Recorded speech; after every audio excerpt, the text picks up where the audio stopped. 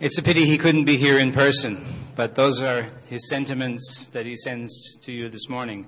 And now I'd like to call upon our rector, Professor Brian O'Connell, who immediately sees the significance of what we are doing and has supported us in this initiative from day one.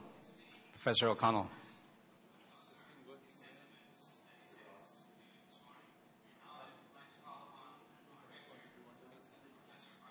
Excuse me, my friend.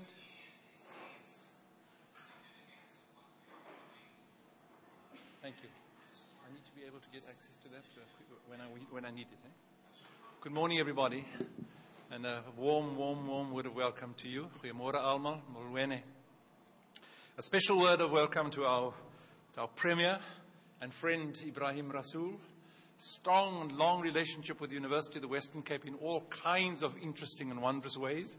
And that continues still today.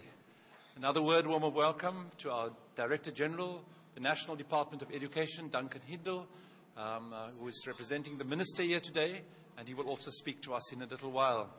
Then from across the waters, currently out of Germany, Berlin, but before that, or mostly out of California, Professor Lawrence Lessig, founder of Creative Commons. Derek Keats speaks of Lawrence Lessig in iconic terms. I don't know what Derek's religious affiliations are, but it's close to sainthood that he's conferring on him.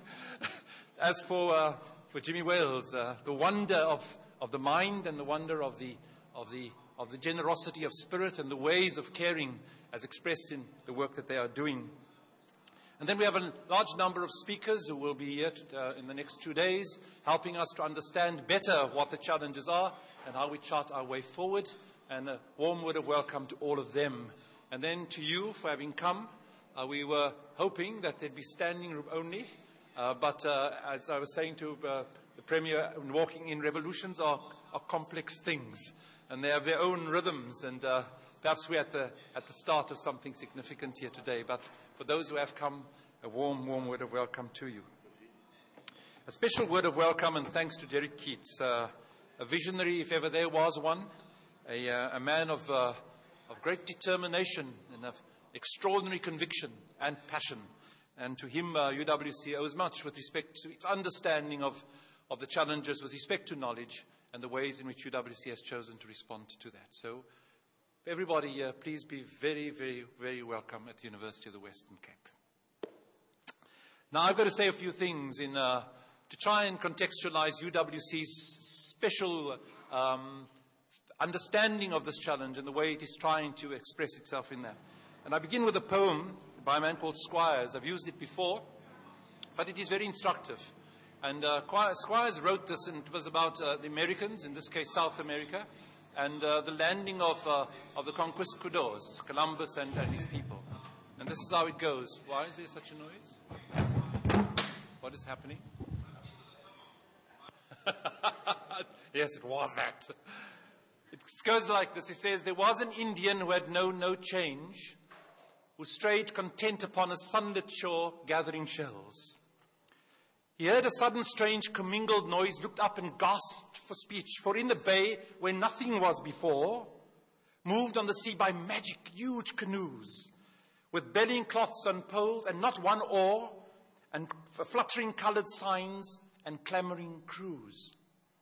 And he, in fear, this naked man alone, his fallen hands forgetting all their shells, his lips gone pale, knelt low behind a stone and stared and saw and did not understand Columbus's doomed burdened caravels slant to the shore and all her seamen land. It was a defining moment in his culture's history, his culture's life. But he stood and he saw and did not understand what was coming and had no way of responding to it in a way that would be effective. What the poem speaks about is different cultures meeting and different technologies meeting and what superior technologies can do when they are deployed in a particular way. And so we've seen this description repeat itself over and over and over again in human history. And it goes some way to explaining the power relations in the world today and the impunity with which some can act as they manipulate the world around us. So we poor South Africans got our economic system going, and we have done all the fundamentals right, and everybody was saying we were going on the right track here. And suddenly in 1990 to 2001, or when is it, 1998, 1999, whoops, our rand went from 6 to the dollar to 13 in the dollar in a space of a few months. And it had nothing to do with us. Somebody pressing buttons somewhere in Korea or in New York was doing things, and we were just the victims of all of that. Didn't have the capacity to respond to it effectively. Now, most of the positions of power that we experience today, these the persons of power, the countries of power, owe to their position to education, especially science, to conquest and colonialization, to democracy and industrialization, and to technology. It's a complex basket of things. But they carried these gains into the digital age and have maintained most of their advantage. Now, for complex historical and cultural reasons, some peoples have managed to protect themselves against this domination better than others, and have begun to contest with those in power through a variety of strategies. Some of these cultures are democracies, those who are contesting with the power. Some are rigid and authoritarian, some with command economies, some with cultural cohesion. But all of them have chosen to develop an educated elite that could scratch and claw their way into the secrets of the new technologies and put this knowledge to work in the general good. This is common. For this elite, science, technology are everything. And opportunities were created for them to interact with the best everywhere and to carry that knowledge back into the system. In some of these cultures that I'm speaking of, the vast majority of the people, unfortunately, have remained excluded from the knowledge revolution, while in others, again, perhaps more confident about their cultural and political cohesion, have used this new knowledge to accelerate the development of a scientific learning culture, generalized scientific learning culture. But in some parts of the world, unfortunately, little or nothing of this development has occurred. No development of this educated elite who could claw their way in. No strong, generalized scientific culture has emerged. No access to new technologies, and these cultures remain then hugely vulnerable. Sometimes the danger comes not from malicious or exploitative intent of other humans, but from nature. But the outcome is the same. The culture is unable to defend itself and is ravaged by the invader. I think here especially of HIV and AIDS and the plight of sub-Saharan Africa. And a moment on that. What have I done with that? This is a sad slide which shows the challenge of sub-Saharan Africa with respect to HIV and AIDS. Some parts of the world have managed to defend themselves quite effectively and efficiently, and it had often nothing to do with their financial situation. Some very, very poor countries have managed to defend themselves. Next slide. This is a graphic description, illustration of the different zones, how HIV has become to have this incredible impact on Africa. And the deep red zone is the area of greatest infection, and you see that is southern Africa. Botswana, Zimbabwe, and the rest. Next slide. When I saw this, I almost cried. It shows the rate of prevalence in certain countries, and going from the left, highly infected, to the right, intermediate or low infections. And you find Libya and Algeria and Morocco and Madagascar right down in the points, and you find South Africa and all of those in southern Africa with the 20s and 30s and 30%. And the question is, how did this happen? Next slide. This is one of the consequences thereof. It's already beginning to be felt in Zimbabwe, where the life expectancy now in Zimbabwe is 34 years for a woman and 37 for a man. And you can see up till a short while ago, it was a graph that was rising rapidly towards a state where we would be contesting with the rest of the world, on par with the rest of the world with respect to life expectancy. And that is what HIV and AIDS has done and is doing. Next one.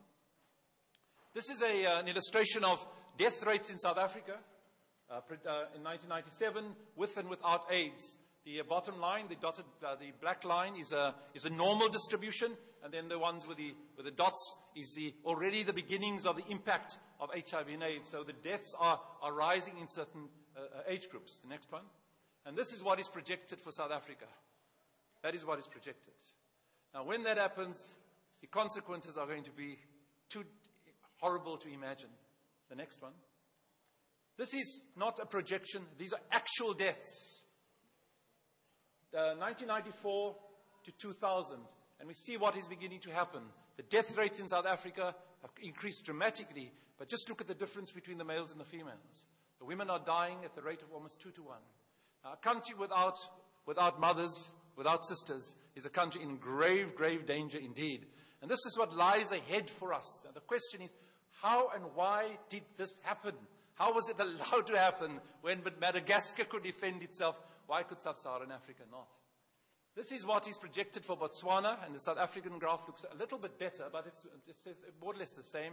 The dark blue is what is anticipated will be the situation in 2020. In other words, all of the light blue would be deaths, reducing the population to that, and of course the devastation of the workforce.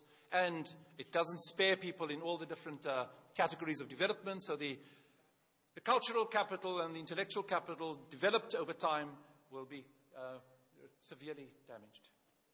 This is South Africa, 2020 projection. Next, please. Now, this is a weak virus. It's a weak virus. It's an easy virus to defend against. And South Africa and Sub-Saharan Africa ought to have been able to defend itself. In 1986, South Africa had 159 recorded cases of infection. 159 in 1986. And a man called Jeffries wrote a book in that year, published in South Africa, which said the following. There are only 2 ways to deal with this virus. 1, vaccination, and 2, education. Just those 2. And we don't have a vaccination, so education was all. So why did we fail? It was not heeded, perhaps because too many powerful voices had access to the ears of our people. And the voice of science was either defeated or not heard, or could not be listened to, even if it was heard. And so the doomed, burdened virus landed. Now, many of the countries in Sub-Saharan Africa are now democracies, but the nature of a political dispensation does not, unfortunately, determine the response of a polity to the challenges facing it. Education is the key. Trusted knowledge is the key. Trusted leadership is the key. But alas. Now, UWC has been in the vanguard of struggle for the political liberation of the people of South Africa and Africa for a long time. It was created as a creature of apartheid in order to create an intelligentsia to support the ideology of separateness. UWC transformed itself into an implacable foe of the regime and adapted to each new phase of struggle. But what is the significance of that history in the face of the HIV pandemic and other dangers that threaten our country and our region? It soon became apparent at UWC that there was another struggle to be fought, a struggle that would secure greater freedom for our people, the struggle to know what it is that confronted us and to develop the capacity to respond to it. As long as our people remained ignorant, so long were we in bondage and vulnerable to the slings and arrows of outrageous fortune. And we knew that we could be free on our own, but that we did not have the capacity to free ourselves. We knew that we should be free, but we did not have the capacity to free ourselves on our own. We needed access to knowledge, and we needed help, and we needed to help others. So this is the source then of UWC's passion about digital freedom. We must ensure that no doomed burden caravel can ever again land without a contest, and that the critical mass of our people are ready to engage when it approaches. And so we have embarked on the project of creating the critical mass on understanding that we cannot succeed if our neighbors fail. Our Avoir project is a flagship project that involves many African countries, where we're not just giving them things, because that's not the point of it all. It's we're empowering them to help empower themselves and to empower us through a project where we give away whatever we've created technologically, and we engage with others that they may master the technology and then improve it and give it back to us in an improved form. We have discovered that this is not easy, but we have made great strides, and we believe that the momentum is growing, and we will succeed. And this Expo, we believe, is an important milestone on that road. I've explained to you why UWC feels so passionately And again, then, welcome and thank you for being here.